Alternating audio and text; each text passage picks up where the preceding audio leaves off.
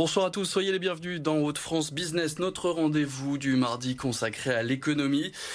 Le Covid et ses effets sur les entreprises vues par la Banque de France, c'est le thème du jour. Avec nous en plateau.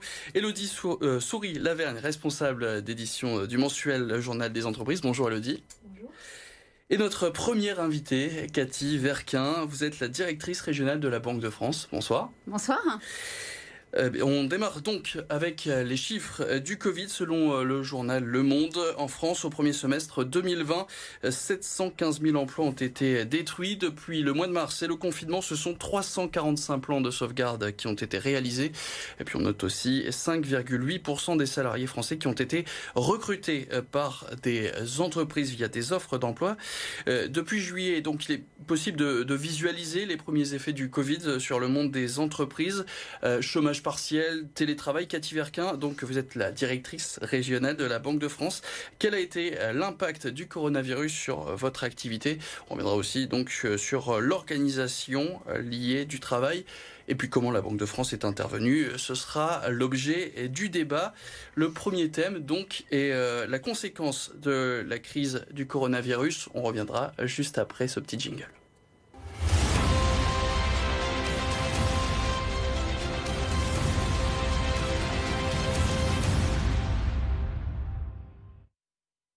Les conséquences donc de la crise du coronavirus auprès des entreprises du Nord-Pas-de-Calais. Alors qu'avez-vous pu voir depuis le mois de juillet ?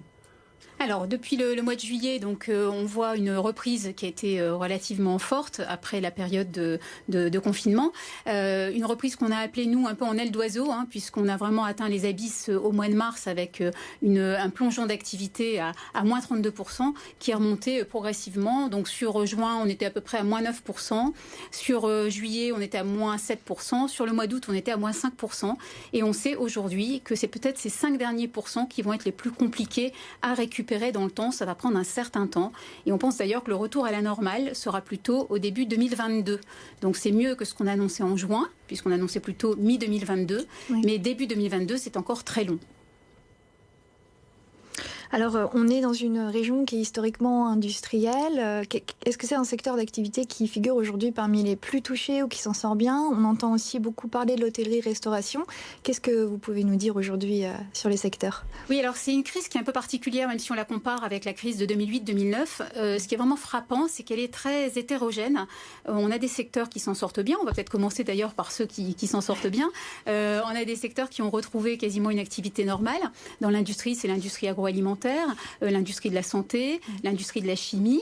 Dans les services, on a par exemple les services à la personne ou alors la réparation automobile. Aujourd'hui, on est revenu à peu près au nominal d'avant-crise. Et même dans le commerce, on a des secteurs qui s'en sortent très très bien. Oui. C'est tout ce qui a trait à l'équipement de la maison, au bricolage. Vous savez que les ventes de vélos ont explosé. Le secteur automobile aussi est plutôt bien reparti, ce qui est plutôt une bonne nouvelle pour notre région parce que les voitures qu'on vend en concession, c'est celles qui vont tirer l'activité de l'industrie automobile qui est très présente dans la région. Donc voilà, on a des secteurs qui aujourd'hui se portent plutôt bien et même plutôt mieux que ce qu'on espérait en sortie de crise. Et puis en contrepartie, on a aussi des secteurs qui sont en difficulté. Vous le savez, c'est l'aéronautique. Alors généralement, on se dit mais l'aéronautique, c'est pas nous, c'est pas les Hauts-de-France, c'est Toulouse. Eh bien non, même dans la région des Hauts-de-France, on a entre 10 et 12 000 personnes qui travaillent soit directement, soit indirectement pour l'aéronautique. Oui. Donc ça, c'est un secteur qui va être très challengé. On a tout le secteur de l'événementiel qui est en difficulté ou le culturel. Et c'est vrai que ça risque de prendre du temps. Et pour vous, pour la Banque de France, comment ça s'est passé pour vous cette crise du Covid? Alors cette crise, pour nous, elle a été assez facile à gérer puisqu'on a une activité essentiellement tertiaire. On était déjà habitués au télétravail, donc on était déjà tous équipés. Donc en une semaine, on a tous été opérationnels avec l'équipement qui allait bien. Par contre, on a eu un pic d'activité, notamment dans l'accompagnement des entreprises. Dans ma région, j'ai environ 50 collaborateurs et je souhaite vraiment saluer le travail qu'ils ont opéré, qui ont basculé très très vite pour accompagner les entreprises, notamment au titre de la médiation du crédit.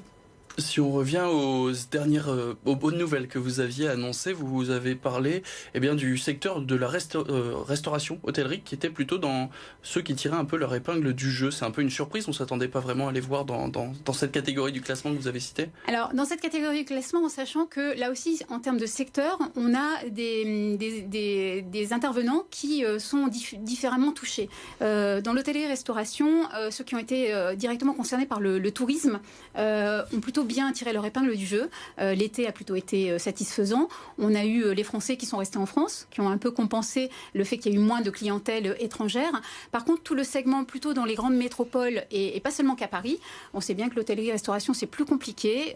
Toute la filière qui est plutôt drivée par le business est vraiment très touchée. Il y a moins de séminaires, il y a moins de réunions professionnelles. Quand on est en visio, il n'y a pas de réunions en présentiel. Et c'est vrai que ce segment-là, par contre, est beaucoup plus et durablement, à mon avis, touché. Alors, on en vient au troisième thème de notre émission. On va parler de l'accompagnement auprès de la Banque de France auprès des entreprises. Elodie. Oui, et notamment, quel a été votre rôle en termes de médiation du crédit? Vous avez relancé une cellule au début du confinement. Il y a eu beaucoup d'entreprises qui sont venues vers vous. Où on en est aujourd'hui? Alors c'est vrai que vous savez qu'on a mis en place, et le gouvernement a mis en place le PGE, le prêt garanti par l'État. Ça a été mis en place en une semaine. C'est absolument remarquable.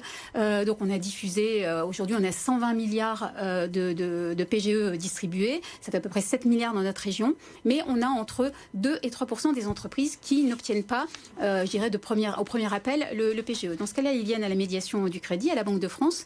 Et depuis mi-mars, on a quand même 1400 entreprises qui sont venues à nos guichets.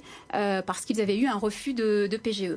Donc c'est environ 80-85 entreprises par semaine en avril, c'est beaucoup. Et aujourd'hui, on est plutôt sur un rythme 10-15 entreprises qui viennent à nos guichets chaque semaine. Donc il y a une nette diminution quand même. Oui, très clairement. Aujourd'hui, très clairement, on est revenu sur un régime qui est encore élevé, mais beaucoup plus faible que ce qu'on a connu au printemps.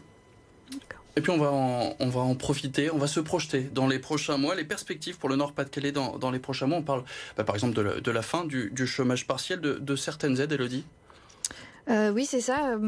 Qu'est-ce que vous pouvez dire pour les entreprises? Alors soit les grands secteurs, soit les grandes tendances qui vont se dessiner pour la fin de l'année. Est-ce que c'est là qu'on peut attendre peut-être une flambée de redressement, de liquidation, de plans sociaux, pareil pour début 2021? Ou au contraire, est-ce que les perspectives vont peut-être être moins graves que ce qui était anticipé?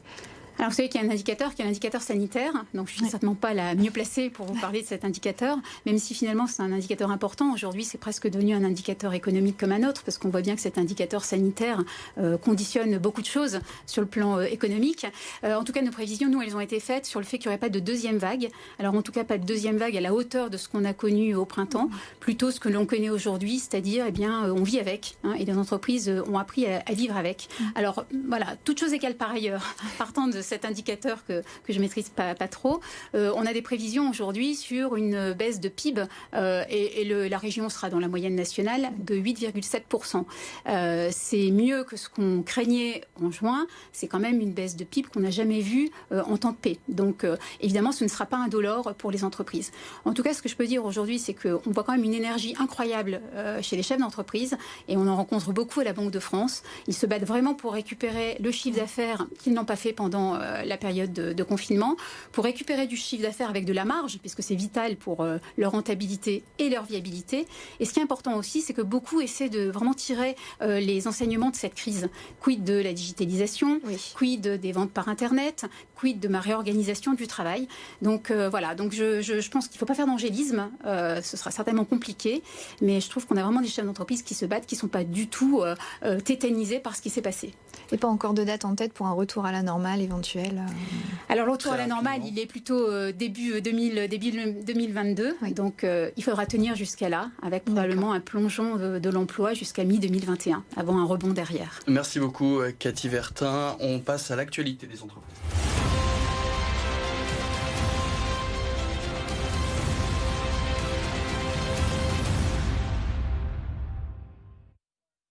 Et évidemment, à la une de l'actualité des entreprises ce mardi, c'est l'avenir de Fildar qui a donc été tranché cet après-midi. On connaît enfin le nom du repreneur et le tribunal de commerce de Lille Métropole qui a fait le choix de la continuité, Elodie. Oui, c'est ça. C'est l'actuel dirigeant Eric Van den Driesch qui va reprendre l'enseigne Fildar. Donc c'est plutôt une bonne nouvelle pour l'avenir parce que ça va permettre de sauvegarder un savoir-faire industriel dans la région. Il y a un projet de relocalisation.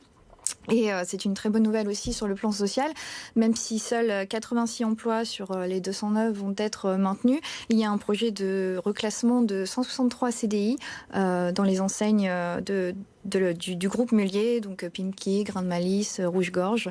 Donc voilà, c'est finalement Fil d'Art a de belles perspectives quand même devant lui.